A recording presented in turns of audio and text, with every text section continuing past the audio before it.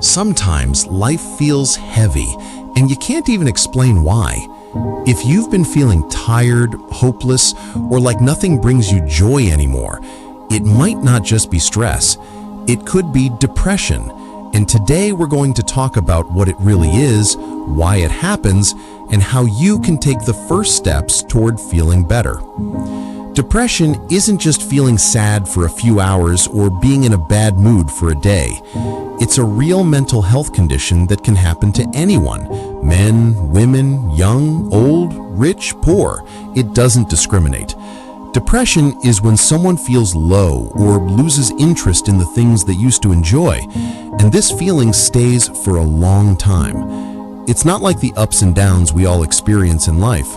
To be called depression, these feelings usually last most of the day, nearly every day, for at least 2 weeks or more. People with depression might sleep too much or have trouble sleeping at all, eat a lot more or lose their appetite completely, feel worthless or blame themselves for everything, think life has no meaning or even have thoughts about dying, struggle to focus on work, school, or daily tasks, feel tired, not just physically but mentally and emotionally. Depression isn't caused by one single thing. It can be a mix of social factors like losing a loved one, financial problems or family issues, psychological factors such as past trauma, emotional abuse, or low self-esteem.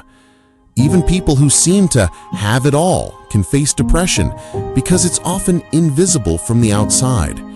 If someone has been through painful events like abuse, severe loss, or a major setback, they might be at risk.